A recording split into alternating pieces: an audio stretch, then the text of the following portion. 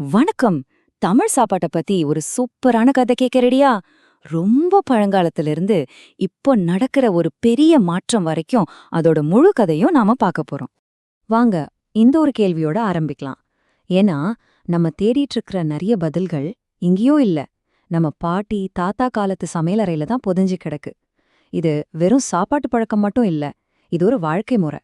Okay, Tamil சாப்பாட்டோட எதிர்காலத்தை பத்தி தெரிஞ்சுக்கிறதுக்கு முன்னாடி அதோட வரலாறு எவ்ளோ ஆழமானதுன்னு முதல்ல நம்ம பார்க்கணும். வாங்க, அந்த வரலாற்று பயணத்தை ஆரம்பிக்கலாம். ஆமாங்க, இது சும்மா ரெசிபி புக்ல இருக்கிற விஷயம் இல்ல. இது தலைமுறை தலைமுறையா நம்ம கிட்ட வந்து சேர்ந்த ஒரு வாழ்க்கை முறை.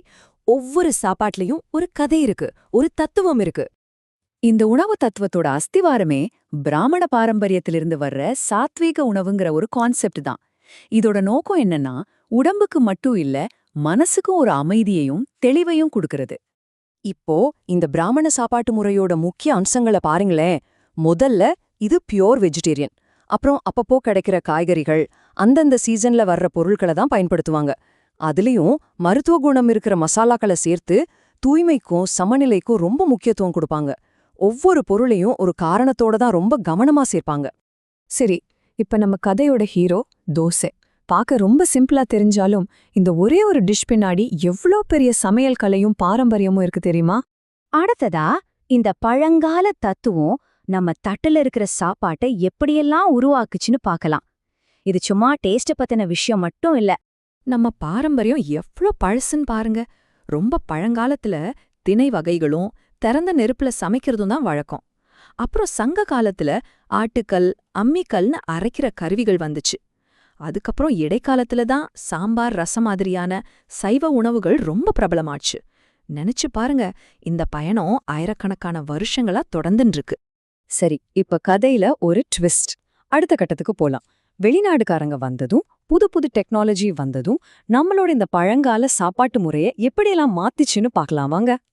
கடந்த 100 வருஷத்துல நடந்த இந்த மாற்றங்கள் நம்ம உணவு முறைய அதோட அசல் தன்மையிலிருந்து ரொம்பவே மாத்திருச்சு. முக்கியமா வேகம், வசதி, இது ரெண்டும் தான் நம்மளோட புது மந்திரமா ஆயிடுச்சு. இந்த ஒப்பீட்ட பாருங்க. அப்போ ஆட்டுக்கல்ல அரைச்சதுல சத்துக்கள் அப்படியே இருந்துச்சு. இப்போ பிரஷர் குக்கர், ரெடிமேட் மிக்ஸ்னு வேகம்தான் முக்கியம். பாரம்பரியத்தோட ஆழத்திலிருந்து வசதிங்கிற வேகத்துக்கு நாம வந்துட்டோம். ஓகே, இப்ப கதைய நேரா பிரசன்ட்க்கு கொண்டு வருவோம். ஒரு பெரிய மறுமலர்ச்சி ஆரம்பிச்சிருக்கு. மக்கள் எதுக்காக இப்போ திடீர்னு பழைய காலத்தை திரும்பி பார்க்கறாங்க? அதுக்கு என்ன காரணம்? இந்த நம்பரை பாருங்க, 100 மில்லியனுக்கும் மேல. இது இந்தியாவுல சக்கரை நோயோட வாழ்றவங்களோட எண்ணிக்கை. இந்த அதிர்ச்சியான ஒரு புள்ளிவிவரம்தான் இந்த உணவு புரட்சிக்கு ஒரு முக்கியமான காரணமா இருக்கு. இப்ப இருக்கிற இந்த ஹெல்த் பிரச்சனைக்கு தீர்வு ஏதோ புதுசா கண்டுபிடிச்சதில்ல. அது நம்ம தாத்தா பாட்டி காலத்துல இருந்து அவங்க சாப்பிட்ட திணை மாதிரியான பழந்தானியங்கள்ல தான் இருக்கு. எவ்ளோ பெரிய ஆச்சரியம் பாருங்க. இந்த டேபிள கொஞ்சம் நல்லா பாருங்க. ராகில கால்சியம் அதிகம், கம்புல இரும்புச்சத்து. ஆனா எல்லாத்தையும் விட முக்கியமான விஷயம், கோதுமையோட ஒப்பிடும்போது இதோட கிளைசமிக் இண்டெக்ஸ் ரொம்ப குறைவு. அப்படின்னா என்னன்னா, இது நம்ம ரத்தத்துல சர்க்கரையோட அளவை மெதுவாதான் ஏத்தும். அதனாலதான் இது சர்க்கரை நோய் இருக்கிறவங்களுக்கு ஒரு வரம் மாதிரி. இந்த பழந்தானியங்களோட மறுவருவகைய ஒரு ஹெல்த் ட்ரெண்டா மட்டும் பார்க்க வேணாம். இது நம்ம எதிர்காலத்துக்கான ஒரு புத்திசாலித்தனமான நிலையான ஒரு தேர்வா பார்க்கலாம். இந்த சார்ட் ஒரு முக்கியமான விஷயத்த சொல்லுது. அரிசிய விளைவிக்க தேவைப்படுற தண்ணில 3ல 1 பங்குக்கும் குறைவான தண்ணி தான் இந்த திணை வகைகளுக்கு தேவை. தண்ணி பஞ்சம் அதிகமா இருக்கிற இந்த உலகத்துல இது எவ்ளோ பெரிய விஷயம்னு யோசிச்சு பாருங்க. இந்த மாற்றம் சும்மா நடக்கல. அதுக்கு நிறைய காரணங்கள் இருக்கு. மக்கள் இப்பெல்லாம் கிளீன் லேபிள், அதாவது கெமிக்கல்ஸ் இல்லாத இயற்கையான உணவுகளை தேடுறாங்க. யுனைடெட் நேஷன்ஸ் மாதிரியான பெரிய அமைப்புகளும் விழிப்புணர்வை ஏற்படுத்துறாங்க. இது எல்லாம் சேர்ந்துதான் ஒரு பெரிய திருப்புமுனைய கொண்டு வந்திருக்கு. சரி, இந்த சத்தான தானியங்களை நம்ம சாப்பாட்டுல எப்படி சேர்க்கறது? இதோ சில சிம்பிளான டிப்ஸ். ஆரம்பத்துல கோதுமை மாவோட கொஞ்சம் தினை மாவு கலந்து பாருங்க. இல்லனா நம்ம பாரம்பரியமான ராகி களி, சோள ரொட்டி செஞ்சு சாப்பிடலாம். இப்பலாம் மில்லட் தோசை மிக்ஸ், பாஸ்தான்னு நிறைய புதுசா வருது, அதையும் ட்ரை பண்ணலாம். வாரத்துல ஒவ்வொரு நாளும் ஒவ்வொரு தானியத்தை மாத்தி மாத்தி சாப்பிட்டாலே போதும். சின்ன சின்ன மாற்றங்கள் கூட பெரிய பலனை கொடுக்கும். நாம எங்க ஆரம்பிச்சோமோ அங்கே திரும்பி வந்திருக்கோம், தோசைகிட்ட.